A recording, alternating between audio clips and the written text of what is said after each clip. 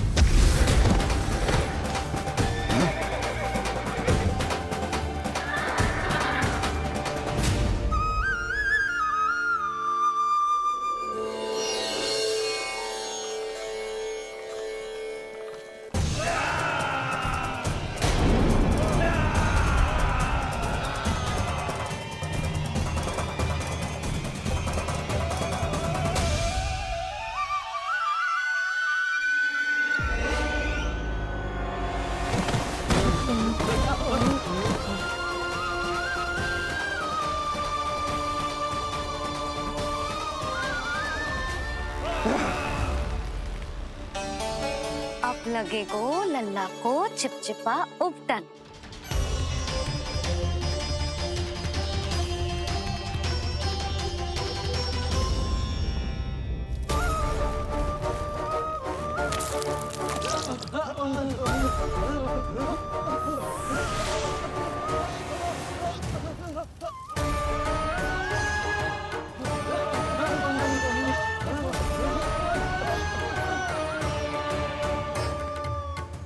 अब उपटन को सुखानो है ना, तो मैया और लल्ला बैठेंगे धूप में।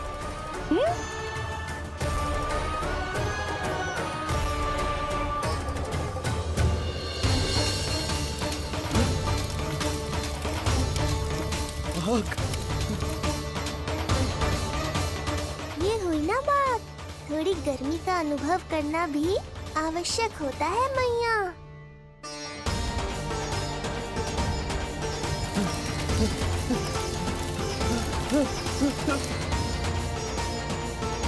अरे मूर्खों, खड़े खड़े क्या देख रहे हो? पानी लो, बचाओ मुझे।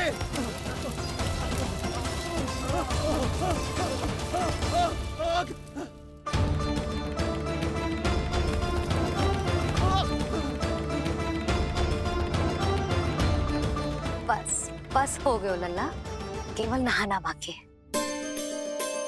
परम पराक्रमी महाराज कंस का सेनापति हूं मैं। अभी विष्णु भी मुझे रोक नहीं सकता।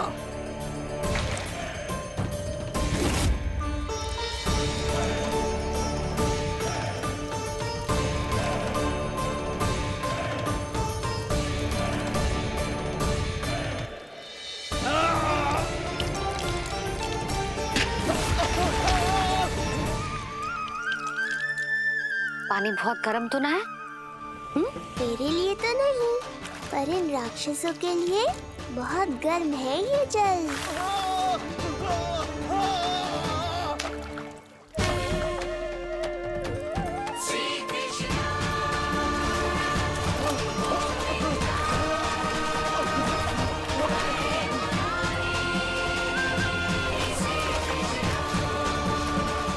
ये कैसी माया है?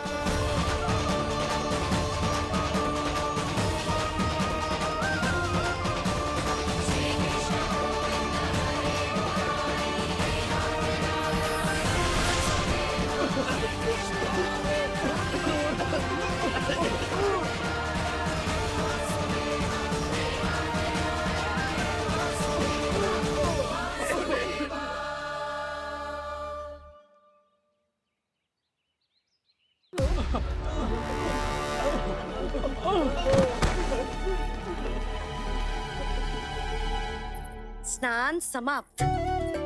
हो गई तेरी छुट्टी है नीलमणि?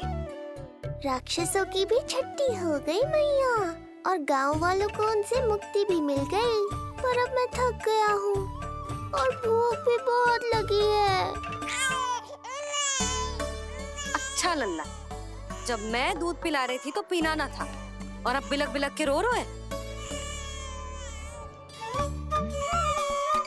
यशोदा, नीलमणि दिख तो मेरे समान है, किंतु इसके नखरे तुम्हारे जैसे। पंडित जी आइए। मैं तो पंडित जी के बारे में बताने आया था, लल्ला के षष्ठी पूजन के बारे में कुछ। अब तुझे 6 दिवस का हो जाएगा। हाँ यशोदा रानी, उस दिन से आप अपने लल्ला को नया वस्त्र पहनाएंगी। मैं सबसे अच्छे वस्त्र चुनूंगी अपने लल्ला के लिए। पंडित जी आप केशव भैया से कह देंगे आने को। आसपास के सभी गांव में ना सबसे अच्छी पोशाक वही सिलते हैं। यशोदा तुम पंडित जी को काम सौंप रही हो, मैं चला जाऊंगा। अरे पर केशव भैया का घर देवी मंदिर के रास्ते में ही पड़ता है, पंडित जी को कोई कष्ट ना होगा, है ना पंडित जी? हाँ यशोदा रानी, कष्ट का प्रश्न कहाँ उठतो है, मैं संदेश दे दूंगा। आज्ञा दीजिए। अब मैं अपने लल्ला के लिए ऐसे वस्त्र सिलवाऊंगी जो आज तक पूरे गोकुल में किसी और बालक ने ना पहने हो।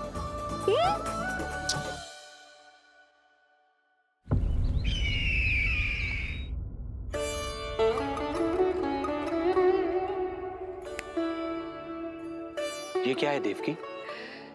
ये देखिए स्वामी, ये वस्त्र मैंने अपने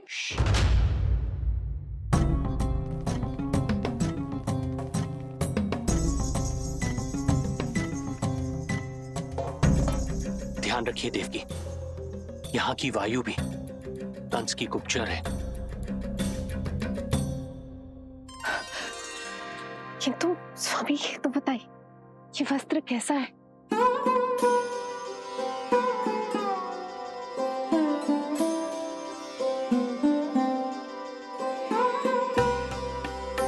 ये वस्त्र नहीं, अपनी ममता सी ली है आपने। उस पे ये वस्त्र बहुत अच्छा लगेगा।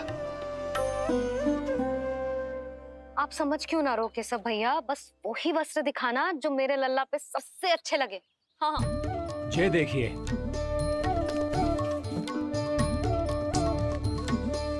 अभी तक एक में भी आनंद ना हो है केशव भैया, है कि नहीं नीलमणि?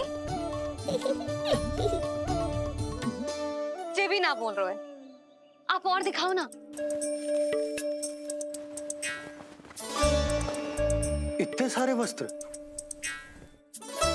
पहनो तो कोई एक ही है ना यशोदा?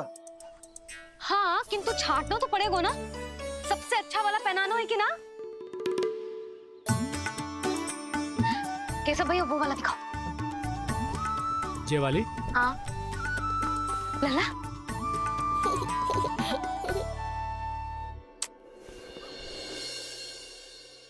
हर माँ की इच्छा होती है कि वो अपने पुत्र को षष्ठी उत्सव के दिन सबसे अच्छे वस्त्र पहनाए। किंतु क्या ये वस्त्र उसके नाप का है? हमें तो ये भी नहीं पता कि वो कितना बड़ा हो गया है, कैसा दिखता है।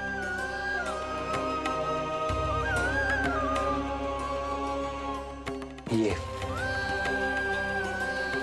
पहरेदारों ने दिया है देवकी। हम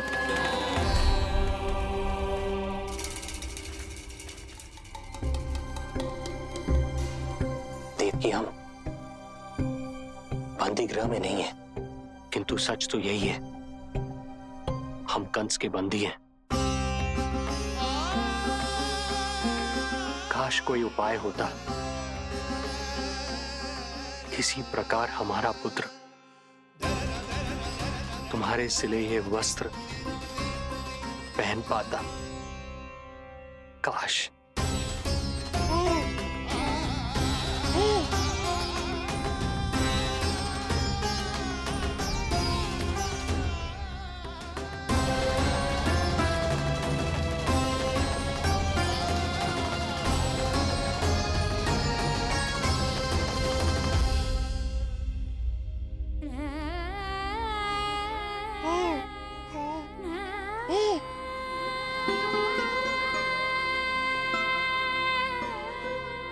ओम श्री विष्णवे नमः। ओम श्री विष्णवे नमः। ओम श्री विष्णवे नमः।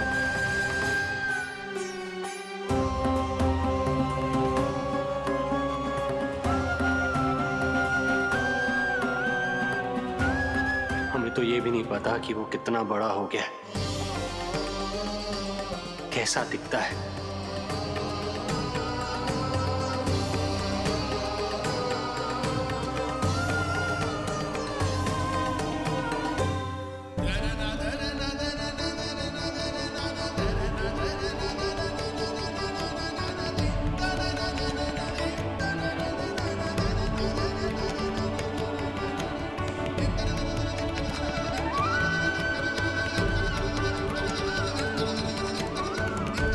ओम श्री विष्णवे नमः। ओम श्री विष्णवे नमः।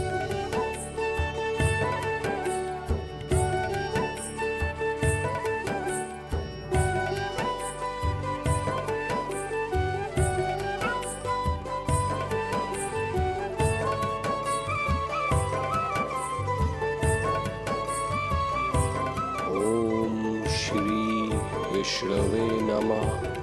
ओम श्री विष्णवे नमः।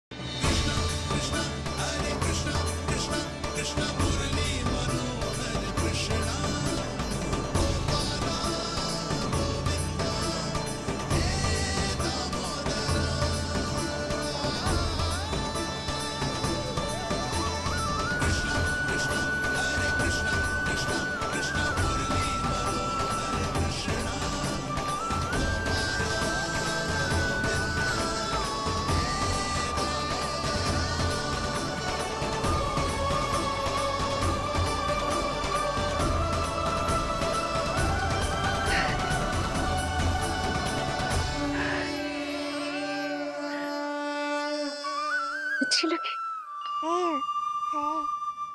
लल्ला जी, अच्छी लगी। यशोदा, ये सब क्या है? नारायण का धन्यवाद जो आपको भेज दियो भाभी। एक वस्त्र के चुनाव में सुबह से दोपहर हो गई। अब मैं तो उचित चुनाव में सहायता कर ना पायो, परंतु आप अवश्य कर दोगी, पूरा भरोसा है मुझे। मैं चलता हूं।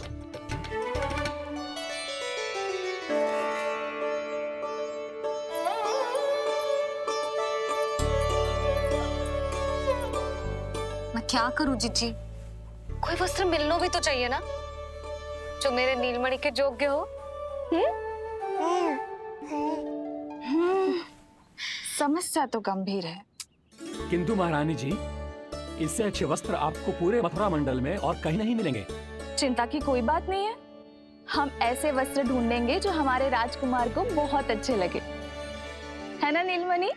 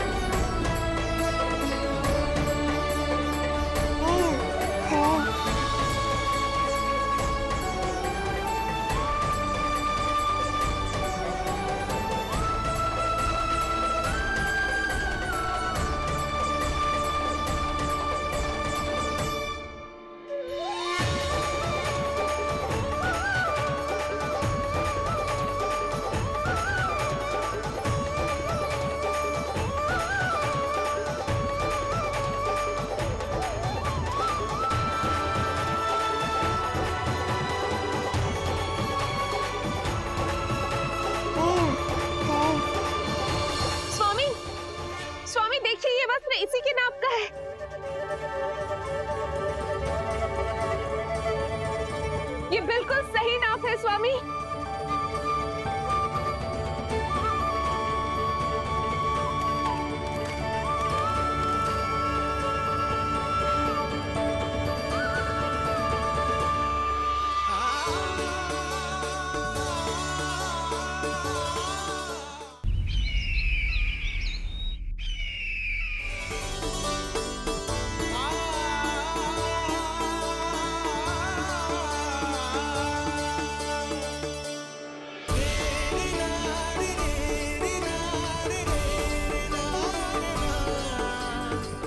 बोलो पुत्र,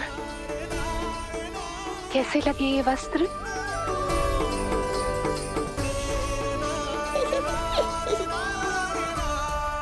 हम नीलमणि से ही पूछ लेते हैं। बताओ लल्ला, तुम्हें कौन से वस्त्र अच्छे लग रहे हैं? बताओ। हाँ, बस एक बार संकेत दे दे लल्ला।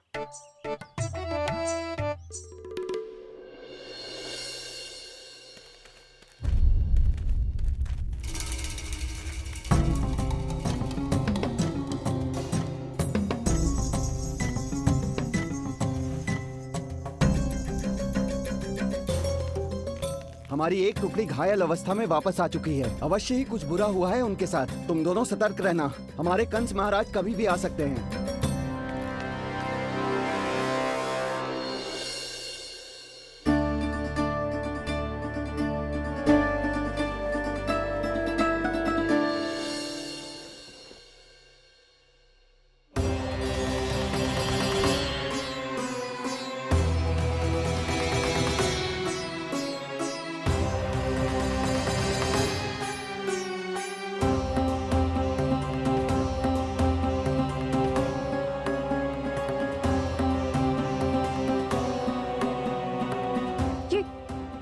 ये वस्त्र कहाँ गए?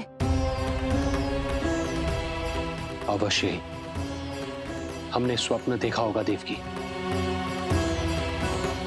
यदि स्वप्न था तो मेरे बनाए वस्त्र कहाँ गए स्वामी?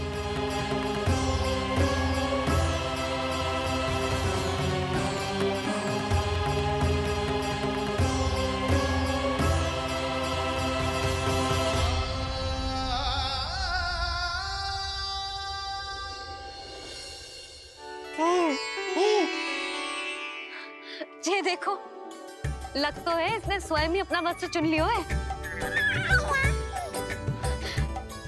जे वाला दिखाइए। कौन सा? जे वाला? हाँ, जे वाला।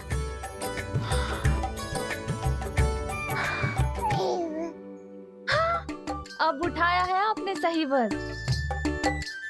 क्या केशव भैया, तब से जो सिली हुई पोशाक रखो है आपने, और हमें तब से आप पूरा वस्त्र दिखा रहे थे।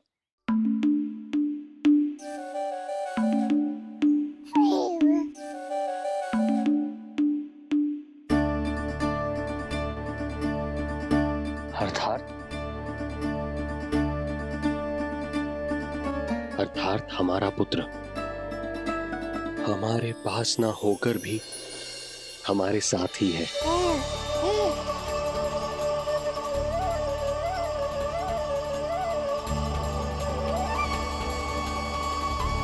सही कहा स्वामी, हमारे पुत्र को मेरे बनाए गए वस्त्र पसंद आए।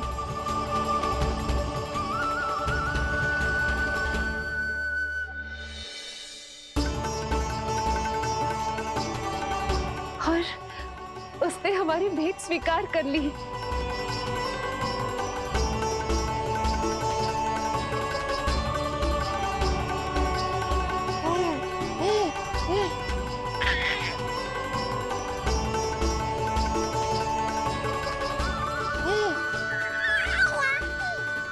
आपकी लीला अद्भुत है प्रभु। ये लीला मेरी नहीं देवी, मां की ममता की है। मुझे तो बस अपने कर्तव्य का भान है। दो माओं का पुत्र होने के नाते मैं उन दोनों में से किसी की भी इच्छा को अनदेखा नहीं कर सकता। मैं वरदान देता हूं, यदि अब से कोई भी मेरी मूर्ति को अपना पुत्र समझकर अपने घर में पालेगा तो मैं स्वयं उस घर में उनका पुत्र बनकर निवास करूंगा और लड्डू गोपाल कहलाऊंगा।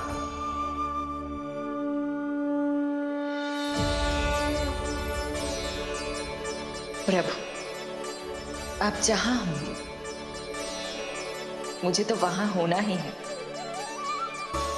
आज से मैं भी उस घर में सुख और समृद्धि के रूप में वास करूंगी और उस घर के प्राणियों की प्रत्येक इच्छा पूर्ण करूंगी। मैं बहुत प्रसन्न हूँ आज, क्योंकि मेरी मैया भी प्रसन्न है